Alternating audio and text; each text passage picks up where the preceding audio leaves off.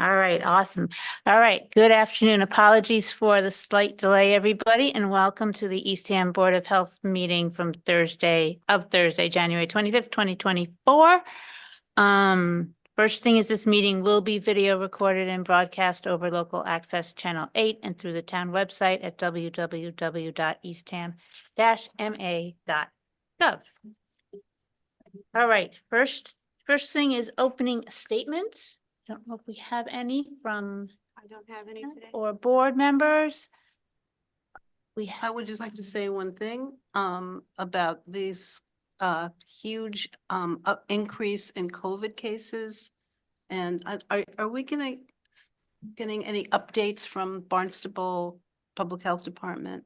We are getting updates, yes. If you would like to start getting monthly updates on that, we can provide that for you. Maybe we could do that at least for a little while until this surge goes Be sure to add back that to down. the opening statements next month. Okay, Excellent, thank you. and just everybody, please take precautions. None of us are, there's no mask mandates. People don't wear them, generally speaking. I'm sure you're all aware, everybody who's listening, that I'm sure everybody knows somebody who's got COVID. And it's not so nice. That's all I have to say. Through Hope, it looks like Hillary has her hand up. Oh, thank you. Yes, Hillary. Hey there, I just wanted to let everyone know that we are going to hold a Narcan training at the next Board of Health meeting. We're going to start at 2:30 and we'll have the AIDS support group down to provide a training to town staff or the public or the board if anyone wants to attend. So we wanted to schedule that around the Board of Health meeting because we thought you were interested following up on the meeting we had with that group. So that'll be February 29th at 2:30. Thank you. Anybody else? We have just so folks know, there are 3 Board of Health members here if you're watching, and 3 are via Zoom, Lois, Paige, and Clay, so welcome. Do any of you have any opening comments? No, I do not. I just have a question for Hillary. Hillary, is there any email with that information for the Narcan training? So we don't have any information put together yet to email out, but we certainly will. Okay. We can get that to you. Thank you. All right, thank you. Okay, first item in the agenda is a continuance of 75 Ships Lantern Road, which we continued last month, so it's on the agenda for this month. And Yep, so I Susan? just have an update on that one for you guys. So unfortunately, the reason why we had to continue it again last month was because the water connection was not done yet. And I did confirm with the water department just yesterday that it still is not done and it will be done hopefully by next week. So we'll have to continue it again to a date certain, which would be February 29th. 29th. At which point you will review the whole plan. The whole plan, the whole pact. Okay.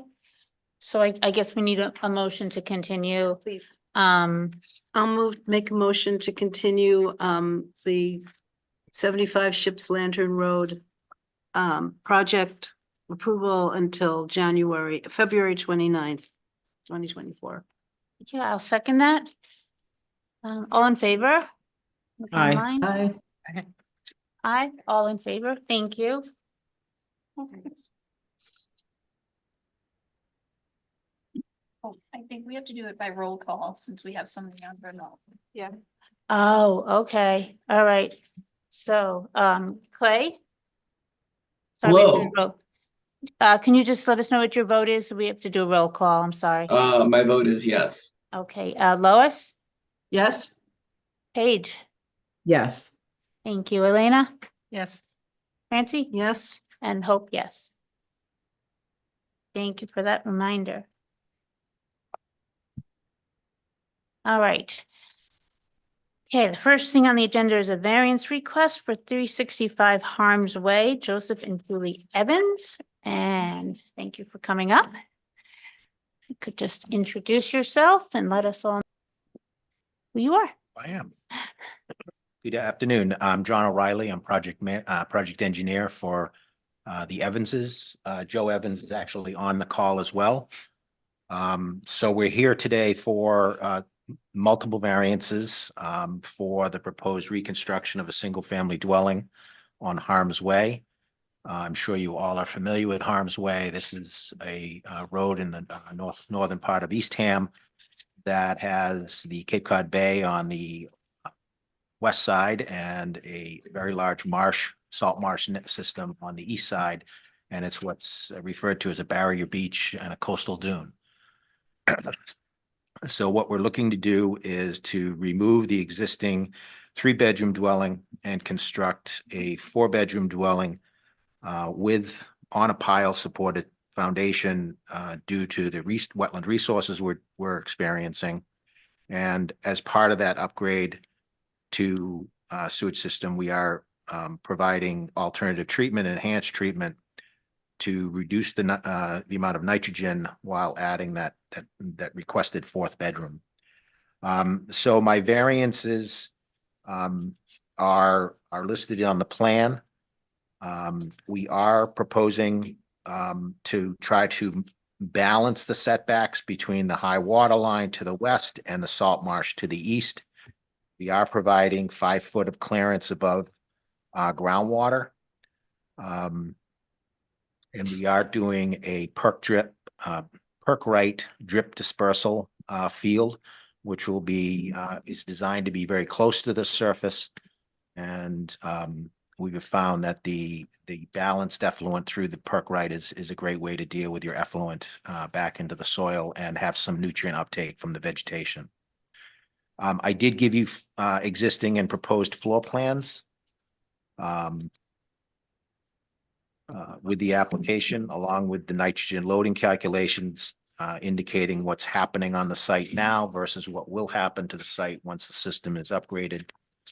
We're seeing about a 45% reduction in nitrogen pre-construction versus finished product.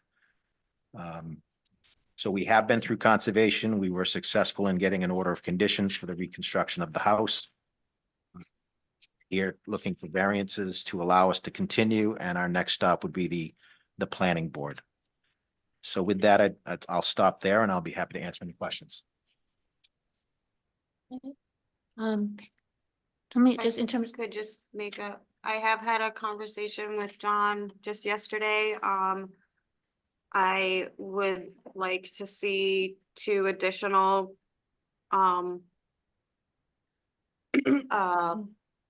perk holes, not perk holes, so Test holes. test holes, 1 perk, and as well as current water levels, groundwater levels. That was one concern I brought up in my review. That was good with you, right, John? Yes, yeah, we are using test holes from 2007 when the system was proposed to be replaced. But we can certainly update that and verify. Okay. Before we get to other questions, are there any abutters here or on Zoom who would like to make any statements, and then we'll consider all of that and ask questions? Nobody in the audience. Okay. Anybody on Zoom who wants to make any comments on this particular property? No. Okay. All right. In that case, I will open it up to the board. I'm sure that everybody has some thoughts. And I just would say, from my perspective, given the kind of the fragility of this particularly beautiful place, we need to just be very considerate and careful in our decisions here. But let me open it up to the board members to start. Let me start online. I think Lois has a hand up, so let's start there. I was thinking of the statement Susan made where we're looking for 2 more test holes and a perk test. I'm wondering if there's any harm done if we just postpone this review until we have that additional information. That is an option to continue, or you can approve with that condition, and then it would be reviewed in-house. the plan that John submits.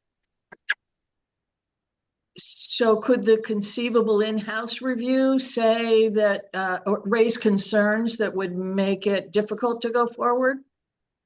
If we had any concerns, we'd be reaching out to John about them. But you wouldn't come Okay. back to the board necessarily. Okay, We could, if we had concerns. okay. Okay.